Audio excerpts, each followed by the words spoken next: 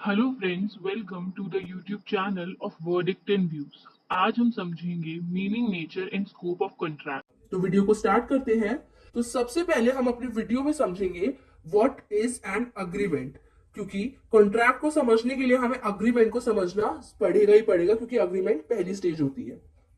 So now, according to the definition of agreement, according to Section 2E of Indian Contract Act 1872, every promise and every set of promises forming the consideration for each other is an agreement.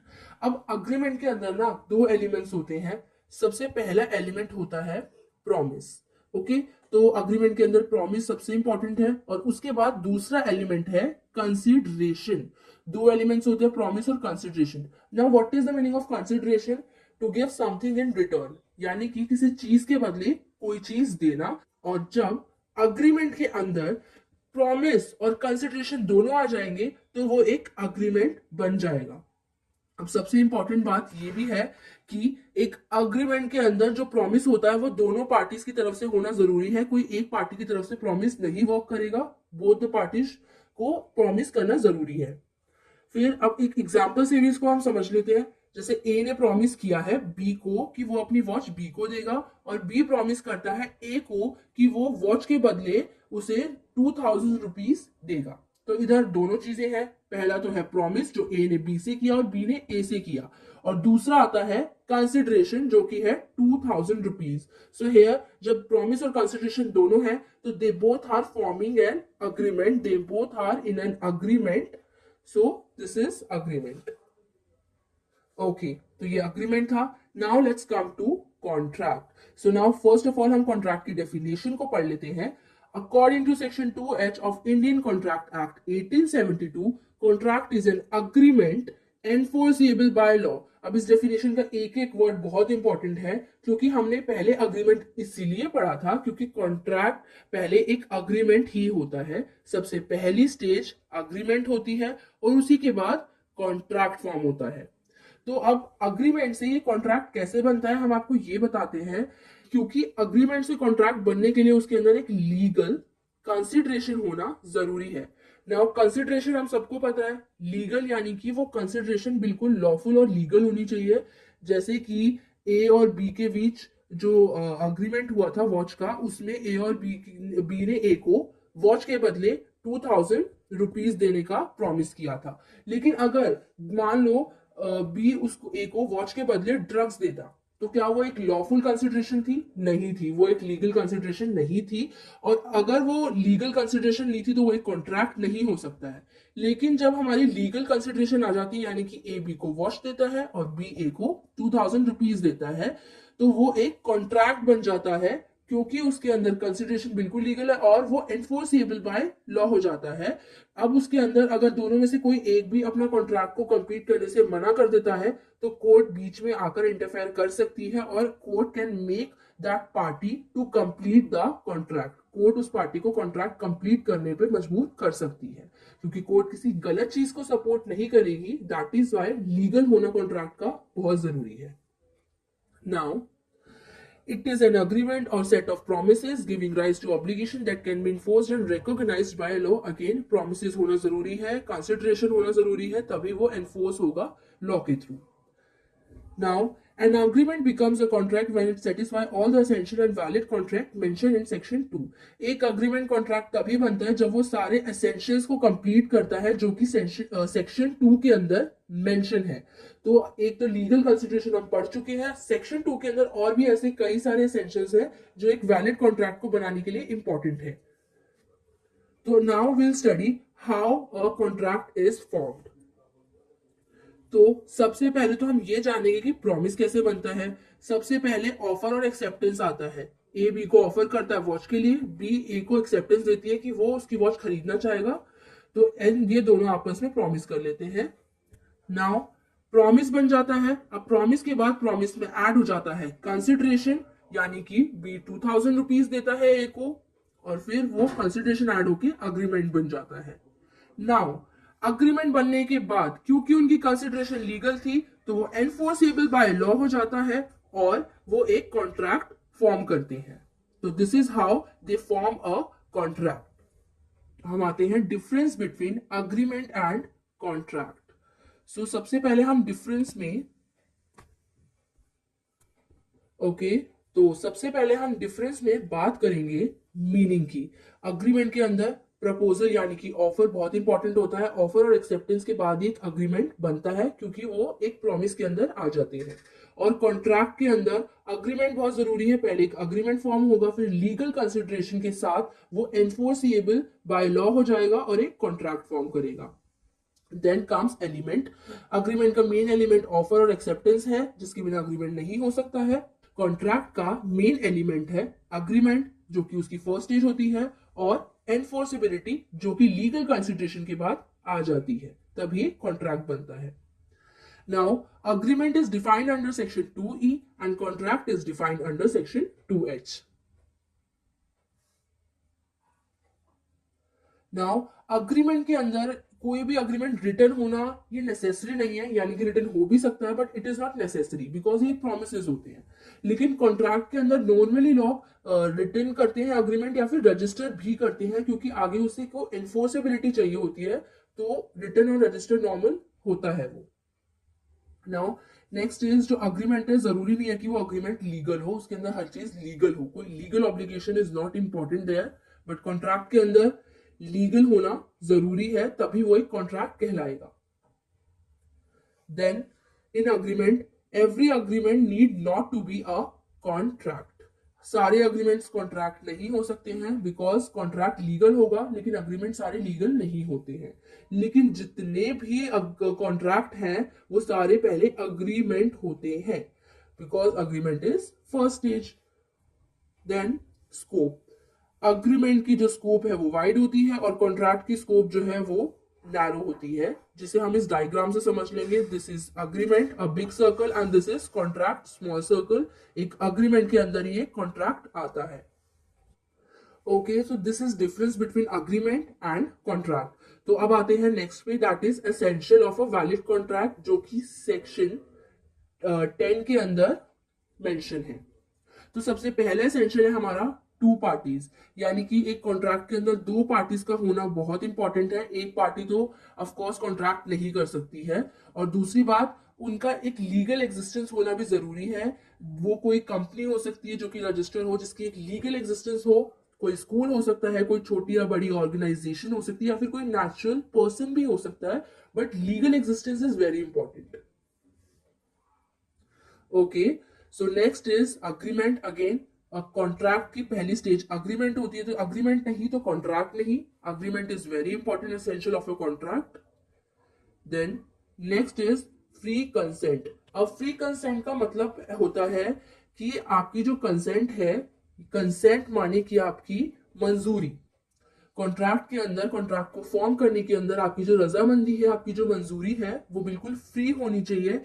किसी भी दबाव में, यानी कि miss representation के through या fraud के through या फिर अनड्यू इन्फ्लुएंस या फिर मिस्टेक के थ्रू नहीं ली जा सकती, यानी कि धोखाधड़ी या किसी प्रेशर के साथ आपकी मंजूरी नहीं ली जा सकती। आप अपने होश और आवाज में अपनी मर्जी से कॉन्ट्रैक्ट करेंगे, तभी वो एक वैलिड कॉन्ट्रैक्ट माना जाएगा, and that is called free consent. और इसके अंदर एक और इंपॉर्टेंट एलिमेंट है, यानी कि जो दो पार्टीज कॉन्ट्रैक्ट कर रही है उनके माइंड का मीट होना भी इंपॉर्टेंट है।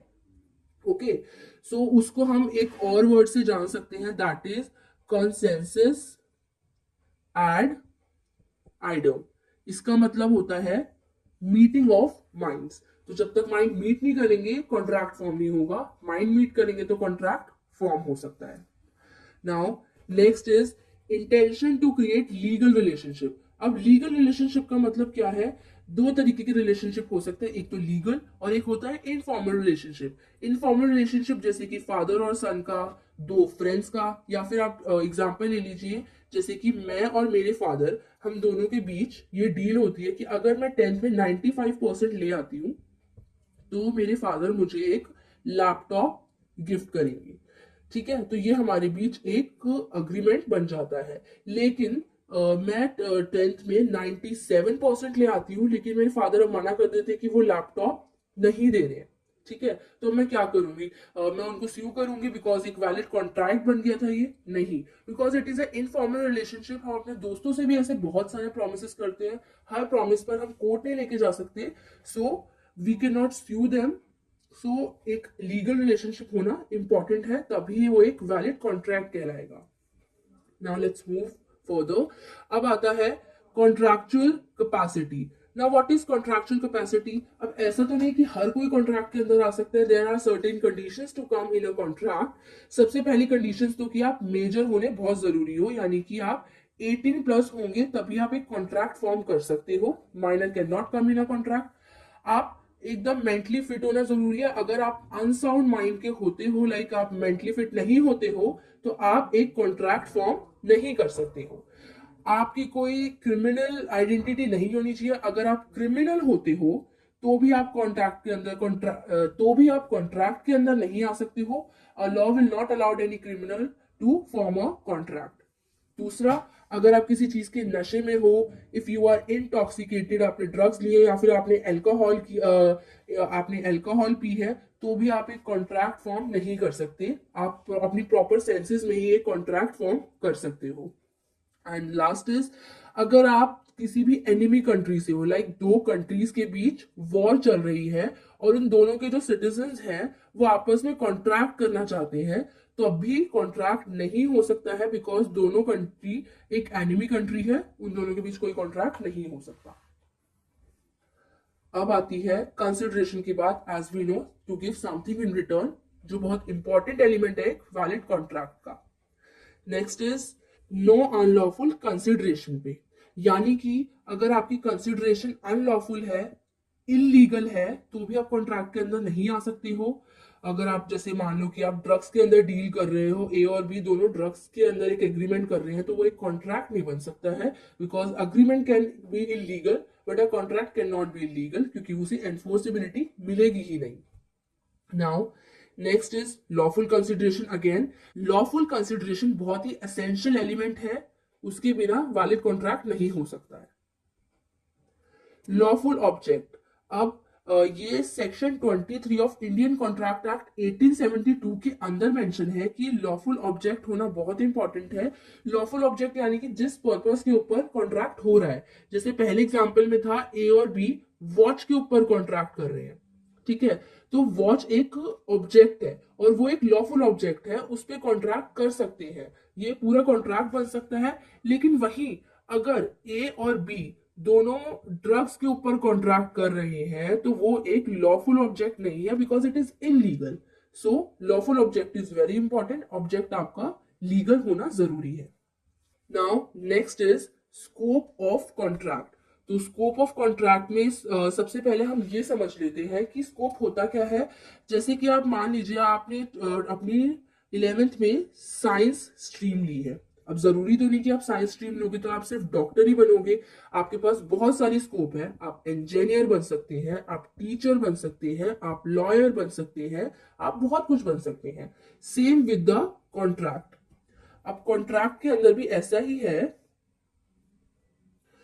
Now contract also have so many scopes, जैसे कि कॉन्ट्रैक्ट सेल ऑफ गुड्स में भी हो सकता है, टैक्सेशन में भी हो सकता है, इंश्योरेंस में, और डिफरेंट डिफरेंट तरीके के रेंट में भी हो सकता है। और इसी तरीके से कॉन्ट्रैक्ट के कुछ टाइम भी होते हैं, यानी कि कॉन्ट्रैक्ट का कोई लिमिटेड स्कोप नहीं है, तो कोई लिमिटेड टाइम भी नहीं है। Contract can be of 1 year also, contract can be of life time also, contract can be of 10 year also. Depend कि वो कॉन्ट्रैक्ट किस चीज पर हो रहा है। जैसे कि लाइफ इंश्योरेंस है, वो पूरी लाइफ का होता है। और वही बात करें हम किसी गारंटी पीरियड की, तो एक सामान की गारंटी 2 मंथ, 6 मंथ्स, 1 ईयर की हो सकती है, या फिर वो जब तक खराब ना हो, कुछ ऐसा टाइम होता है उसका। तो इस तरह अलग अलग टाइम होता है। और एक बहुत इंपॉर्टेंट बात यह है कि जो दो लोगों के बीच कॉन्ट्रैक्ट हो रहा होता है, तो उनके बीच टाइम ऑलरेडी डिसाइडेड होता है, दोनों पार्टीज को पता होता है कि कितना पीरियड है या कितने टाइम का ये कॉन्ट्रैक्ट है। तो ये था scope of contract. Okay, now next is contract कैसे बना था। Very important and very easy. Valid consideration हमको पता है, वो ऐड होनी जरूरी है, और वैलिड कंसिडरेशन की वजह से कॉन्ट्रैक्ट एनफोर्सेबल बाय लॉ होता है। देन वही हमारा एक पुराना एग्जाम्पल ए और बी के वॉच वाला। अब उस एग्जाम्पल को हम कंटिन्यू करते हैं। मान लीजिए ए ने एंड मोमेंट पे कॉन्ट्रैक्ट बन चुका है और एंड मोमेंट पे मना कर दिया, मेरा मन बदल गया है, मैं अब आपको वॉच नहीं देना चाहता, वो अपने कॉन्ट्रैक्ट को तोड़ रहा है, उसे पीछे हट रहा है, तो कॉन्ट्रैक्ट तोड़ने को हम कहते हैं ब्रीच ऑफ कॉन्ट्रैक्ट। अब क्योंकि ये कॉन्ट्रैक्ट था और ये एनफोर्सेबल बाय लॉ था, तो अब बी ए को स्यू कर सकती है और कोर्ट ले जा सकती है, और अब कोर्ट जो है वो ए से वो कॉन्ट्रैक्ट कंप्लीट करवा सकता है। तो how it is, so this is how it is a contract. अब हमने कॉन्ट्रैक्ट को अच्छी तरीके से समझ लिया है, सारे एसेंशियल्स कंप्लीटली समझ लिए हैं। अब हम बात करेंगे कॉन्ट्रैक्ट के केस लॉ की, ठीक है, तो इससे आपको अच्छे तरीके से और अच्छे से सब कुछ समझ आ जाएगा। तो केस लॉ है हमारा BP refinery western port private limited versus शायर ऑफ हास्टिंग। तो हमारे ये जो पिक्चर है ये शायर ऑफ हास्टिंग की है, और ये जो हमारी पिक्चर है ये बीपी रिफाइनरी की है। तो इसके अंदर क्या हुआ था, इसकी जो सिटेशन है वो है ईयर 1977 180 CLR 266। तो इस केस के अंदर क्या हुआ था, कोर्ट ने 5 कंडीशंस तय की थी जो सेटिस्फाई करेंगी तभी एक कॉन्ट्रैक्ट बनेगा। इन 5 कंडीशंस के बिना कॉन्ट्रैक्ट नहीं बन सकता है। पहली कंडीशन थी competence of party, definitely party का मेजर होना और बिल्कुल साउंड माइंड होना, ये सब कॉम्पिटेंस थी पार्टी की। और कंसेंसस यानी कि मीटिंग ऑफ माइंड, दोनों पार्टीज के माइंड का मीट करना बहुत जरूरी है। Then comes lawful consideration, consideration lawful होनी चाहिए। फिर आता है लॉफुल ऑब्जेक्ट, जैसे कि हमारा वॉच था ऐसे बहुत लॉफुल ऑब्जेक्ट होना चाहिए, इलीगल ऑब्जेक्ट नहीं होना चाहिए। सर्टेनिटी, सर्टेनिटी यानी कि जो भी हम जिस भी चीज पर कॉन्ट्रैक्ट कर रहे हैं वो अनसर्टेन नहीं होनी चाहिए, वो एक सर्टेन चीज होनी चाहिए ताकि वो पॉसिबल हो और वो आगे फ्यूचर में होगी, तभी एक कॉन्ट्रैक्ट हो सकता है। तो ये 5 चीजें थी जिनके बेस पे एक कॉन्ट्रैक्ट फुलफिल किया जा सकता था, एक कॉन्ट्रैक्ट फॉर्म होता था। तो गाइज मैं उम्मीद करती हूँ कि आपको हमारी वीडियो में जितनी भी बातें हैं सारी समझ आ गई होंगी। इस वीडियो में हम बस इतना ही समझाएंगे आपको, आगे आने वाली वीडियोस और भी ज्यादा इंटरेस्टिंग होने वाली है और भी काफी सारे टॉपिक्स हम कवर करेंगे। अगर आपको इस वीडियो में कोई भी डाउट है किसी भी टॉपिक को लेकर, किसी भी पॉइंट को लेकर, तो आप नीचे कमेंट सेक्शन में अपना डाउट लिखकर हमें भेज सकते हैं। हम पूरी कोशिश करेंगे कि हम आपका डाउट क्लियर कर दें। और अगर आपने अभी तक हमारे चैनल को सब्सक्राइब नहीं किया है गाइज, तो please go and subscribe our channel, और साथ में प्रेस कीजिएगा उस बेल आइकन को जो सब्सक्राइब के एकदम साथ में दे रखा है, ताकि जितनी भी नोटिफिकेशन हमारी वीडियोस की है वो आप तक टाइमली पहुंच जाए। और हमारी वीडियो को लाइक और शेयर करना बिल्कुल मत भूलिएगा। साथ ही साथ हमें इंस्टाग्राम और फेसबुक पर भी फॉलो कीजिएगा, जिसका लिंक आपको नीचे डिस्क्रिप्शन बॉक्स में मिल जाएगा। और डिस्क्रिप्शन बॉक्स में आपको एक और लिंक मिलेगा जो हमारी वेबसाइट का होगा। तो प्लीज इसके बाद हमारी वेबसाइट पर भी विजिट कीजिएगा, जिसमें आपको सारे ही नोट्स बहुत ही इजी लैंग्वेज में मिलेंगे, जिससे आप अपनी स्टडी में भी रेफर कर सकते हैं। तो हमारी आज की इस वीडियो में इतना ही। Thank you so much.